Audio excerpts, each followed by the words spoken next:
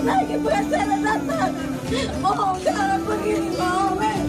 Oh, kamu nih, oh, kamu harus pakai kamu hati nurani, oh. Pak, terjadi dari itu kayak begini, oh. Oh, lihat di Jawa sana orang tinggal di kolong jembatan tapi tidak diusir. Oh, di Jawa sana orang tinggal di kolong jembatan tapi pemerintah tidak pernah usir. Tidak pernah ini tempat tidak sama sekali. Masing-masing pihak itu saling ngeklaim.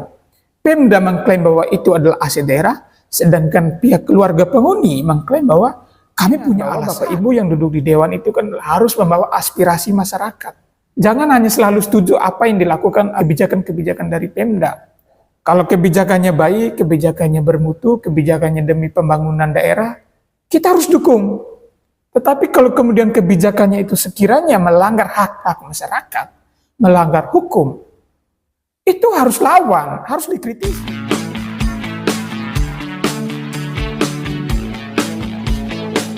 Sobat ADP, kita jumpa lagi. Di video awal tadi, itu adalah kejadian di Kabupaten Ende. Itu ada tangisan seorang ibu untuk kemudian mempertahankan hak-haknya, di mana dia sedang memperjuangkan, dia sedang melawan dengan aparat penegak hukum, baik itu Satpol PP maupun kepolisian. Bahkan beliau juga melawan dengan pemerintahan Kabupaten Ende, dalam hal ini Bupati beserta jajaran. Banyak juga teman-teman yang bertanya bagaimana kondisi dan situasi yang ada di Ende, terus bagaimana pandangan dari segi hukumnya itu seperti apa. Kalau saya melihat begini, kita harus duduki persoalan ini secara baik dulu. Apa yang dilakukan oleh Bupati tentunya dia punya alasan. SK yang dikeluarkan dia perkuat juga dengan dasar-dasar hukum yang ada. Ada SK-nya ya, SK penertiban, saya bacakan dulu. Ya, SK penertiban itu ada di dalam SK Bupati nomor BU garing 188 garing BPKAD titik 18 garing 432 garing Romawi 4 garing 2026. Jadi SK ini diterbitkan untuk kemudian melakukan pengamanan aset milik Pemda Ende. Salah satunya itu yang terjadi di Jalan Irian Jaya. Tetapi teman-teman, yang menjadi persoalan, ternyata dari pihak keluarga penghuni, mereka mengklaim bahwa mereka itu menerima hibah dari SVD pada tahun 2016 yang lalu. Artinya apa teman-teman? Di sini masing-masing pihak itu saling ngeklaim. Pemda mengklaim bahwa itu adalah aset daerah, sedangkan pihak keluarga penghuni mengklaim bahwa kami punya alasan. Alasan kami menempati rumah ini, kami punya alasan. Adalah hibah dari SVD tahun 2016. Sehingga menurut pemahaman saya, kalau dari sudut pandang hukum, Bupati dalam hal ini mengeluarkan SK untuk kemudian melakukan penggusuran secara sepihak, itu telah keliru. Mohon maaf, saya menilai ini secara objektif. Saya tidak berpihak kepada siapapun. Saya menilai secara objektif. Kalau kita kembali lagi ke bulan-bulan yang lalu, 2 bulan atau 3 bulan yang lalu, itu kan pernah terjadi juga di Ndao. Ada proses penggusuran di Ndao.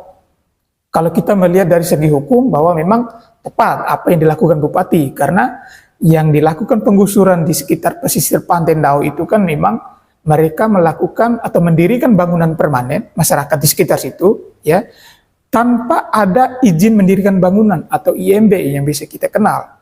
Sehingga saya rasa apa yang dilakukan Bupati pada saat itu, ya SK Bupati yang dikeluarkan pada saat itu untuk melakukan penggusuran terhadap rumah-rumah yang didirikan oleh masyarakat Ndao dan sekitarnya, itu saya rasa secara hukum itu berdasar.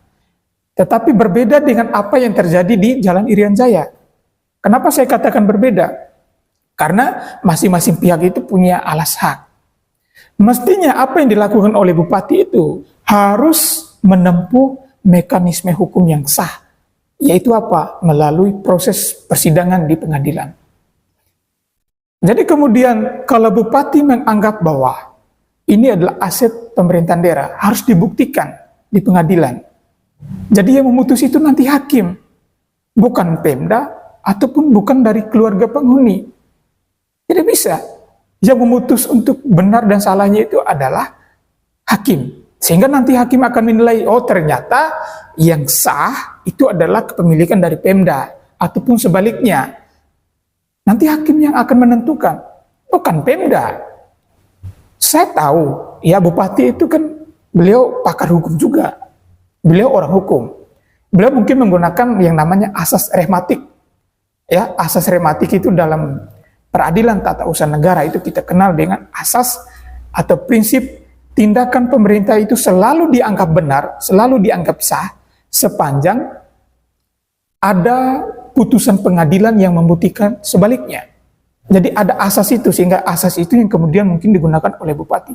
Tetapi masalahnya, ini persoalannya itu berbeda. Objek yang sama itu masing-masing saling mengklaim. Untuk kemudian menetralisir atau menghindari konflik-konflik horizontal atau konflik-konflik vertikal antara masyarakat dengan Pemda, sebaiknya itu bisa diatasi manakala kita melalui prosedur yang jelas, prosedur hukum, yaitu melalui pengadilan perdata.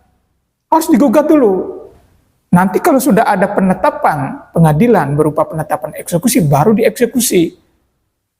Ini belum juga terjadi apa-apa, Pemda dalam hal ini Bupati sudah mengeluarkan SK untuk melakukan penggusuran. Menurut saya, kalau kita berbicara soal moral, itu kurang pas. Bagaimanapun, masyarakat yang berhadapan dengan Bupati saat ini adalah bagian dari masyarakatnya Bapak. Itu masyarakat yang Bapak pimpin. Mestinya ada mekanisme-mekanisme yang mestinya kita lalui. Sehingga sekali lagi ini menjadi catatan juga untuk siapa? Untuk anggota DPRD Kabupaten Ende. Itu penting sekali. Saya sayangkan sekali dari DPRD belum ada statement juga secara resmi bahwa Bapak Ibu yang ada di DPRD Kabupaten Ende coba melihat hal ini secara jernih. Ya, kalian tolong jalankan fungsi kalian sebagai anggota dewan. Jangan hanya menjalankan fungsi anggaran, fungsi legislasi, atau pembuatan aturan perda dan segala macamnya itu. Tapi satu hal yang kalian lupa, ya yang Bapak Ibu lupa, adalah fungsi pengawasan. Fungsi pengawasan ini harus dijalankan. Harus itu. Sehingga apa yang dilakukan oleh Pemda dalam hal Bupati, dalam proses penggusuran, secara sepihak, itu harus diawasi oleh DPRD. Harus melakukan evaluasi. Apakah sudah benar tindakan yang dilakukan oleh Bupati? Itulah bagian dari pengawasan. Mestinya seperti itu. Kalau kita berbicara dari segi hukum, tadi kan saya sudah sampaikan. Coba panggil bupatinya, panggil wakil bupatinya, panggil stakeholder terkait, dinas-dinas terkait, Satpol PP, duduk bersama, duduk persoalannya seperti apa, dibicarakan baik-baik dari pihak keluarga pun juga, dari ormas-ormas, dari PMKRI, dari SWD, dipanggil, duduk bersama, agar kemudian kita menghindari konflik, bicarakan yang baik-baik. Ya, saya sayangkan sekali kenapa DPRD ya sampai sejauh ini tidak terlalu terlibat dalam persoalan ini. Ingat bahwa Bapak Ibu yang duduk di Dewan itu kan harus membawa aspirasi masyarakat. Jangan hanya selalu setuju apa yang dilakukan kebijakan-kebijakan dari Pemda. Kalau kebijakannya baik, kebijakannya bermutu, kebijakannya demi pembangunan daerah, kita harus dukung. Tetapi kalau kemudian kebijakannya itu sekiranya melanggar hak-hak masyarakat, melanggar hukum, itu harus lawan, harus dikritisi. Itu fungsinya Dewan itu, mestinya seperti itu. Jadi sekali lagi, kebijakan Bupati, kalau saya boleh melihat, terjadinya penggusuran itu terlalu terburu-buru. Mestinya harus melalui mekanisme hukum yang sah. Saya paham tadi seperti yang saya sampaikan tadi, beliau menggunakan asas praduga rehmatik. Artinya itu nanti beliau menyarankan agar kemudian dari pihak keluarga untuk kemudian mau mempersoalkan secara hukum.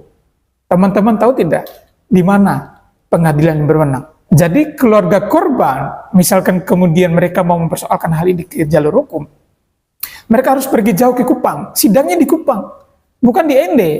Karena kewenangan pengadilan menurut hukum, karena Bupati sudah mengeluarkan SK, itu sidangnya itu ada di Kupang. Jadi pihak keluarga kalau kemudian mau mempersoalkan secara hukum, harus membatalkan SK yang dikeluarkan oleh Bupati. Untuk membatalkan SK itu hanya ada di PT UN Kupang. Itu menjadi persoalannya.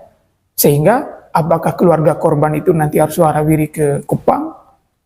Anggarannya seperti apa? Biaya operasionalnya nanti seperti apa? Jadi serba salah sekarang itu, serba susah. Sehingga saya harap tolong kepada Pak Bupati yang saya hormati, semoga ini bisa dijadikan pembelajaran ke depannya.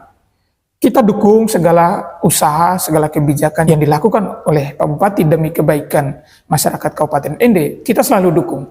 Tetapi sepanjang ada kebijakan yang sekiranya bertentangan dengan nilai-nilai moral, bertentangan dengan nilai-nilai hukum, ya kita akan kritisi. Oke, sekali lagi saya harap Pak Bupati tolong ini bisa diperhatikan agar kemudian tidak ada lagi tangisan-tangisan atau penderitaan dari warga masyarakatnya Bapak. Oke, demikian kita jumpa lagi. Semoga permasalahan yang ada di Jalan Irian Jaya Ende segera terselesaikan dengan baik. Oke, terima kasih. Salam sehat selalu.